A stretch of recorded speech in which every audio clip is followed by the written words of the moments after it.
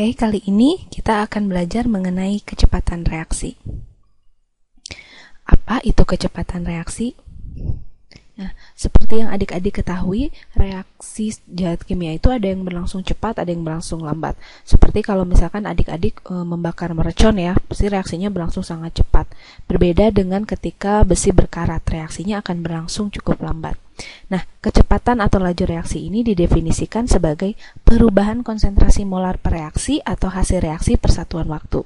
Dalam hal ini, tentu konsentrasi per reaksi akan berkurang seiring bertambahnya konsentrasi produk. Misalkan ada reaksi P menjadi Q, maka nanti laju P itu sama dengan perubahan konsentrasi P per satuan waktu. Sedangkan laju Q itu sama dengan perubahan konsentrasi Q per satuan waktu. Nah, agar adik-adik tahu konsentrasi itu, seperti yang adik-adik tahu kan satuannya bisa molar ya, kalau dia bentuknya larutan. Bisa juga mol kalau dia bentuknya padat atau cair. Atau bisa juga liter kalau dia bentuknya gas. Jadi konsentrasinya tidak harus selalu molar. Ini lambang dari konsentrasi P. Ini lambang dari konsentrasi Q. Perubahan waktu. Oke. Nah, sekarang untuk reaksi yang lebih kompleks seperti reaksi berikut, nah ada P plus Q menjadi R plus S, maka nanti persamaan laju reaksinya menjadi persamaan laju reaksinya menjadi kakak tuliskan di sini lambangnya R ya untuk rate, untuk laju reaksi sama dengan 1/A dikali perubahan konsentrasi P per satuan waktu. Itu akan sama dengan 1/B dikali perubahan konsentrasi Q per satuan waktu akan sama dengan 1/C dikali perubahan konsentrasi R per satuan waktu dan akan sama dengan 1/D dikali perubahan konsentrasi S per satuan waktu. Nah,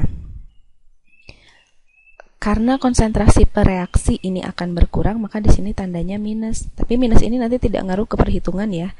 Tanda minus ini hanya menunjukkan bahwa konsentrasi per reaksi itu berkurang. Sedangkan ini tandanya positif karena produk itu selalu bertambah konsentrasinya.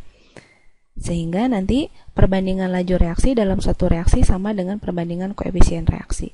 Jadi nanti laju P banding laju Q ya, banding laju R banding laju S itu akan sama dengan koefisien reaksinya.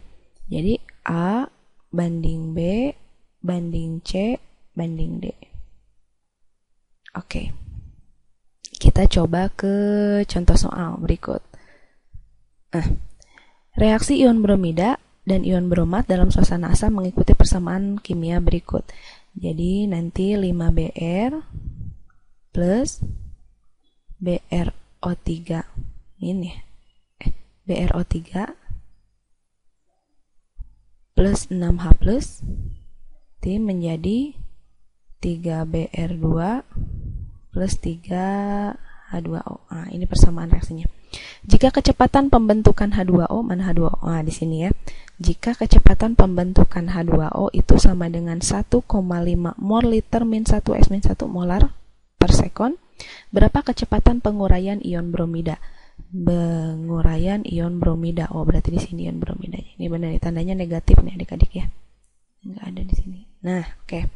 Yang ditanya adalah ini, laju penguraian ion bromida, laju Br min. Seperti yang adik-adik ketahui, sebelumnya kita dibahas kan perbandingan laju itu sama dengan perbandingan koefisiennya.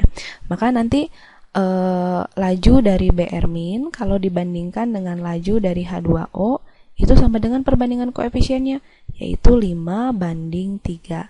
Sehingga adik-adik bisa tuliskan laju Br min per 1,5 molar per sekon itu akan sama dengan 5/3.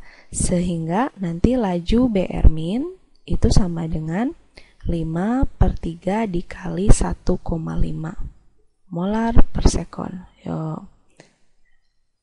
Oke, kita hitung di sini.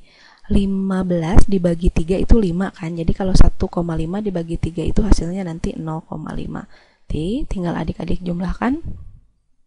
0,5 dikali 5 itu sama dengan 2,5 molar per sekon. Jadi laju penguraian ion bromida adalah 2,5 molar per sekon. Oke, itu mengenai definisi kecepatan reaksi. Biar adik-adik lebih handal, adik-adik harus banyak berlatih. Selamat berlatih.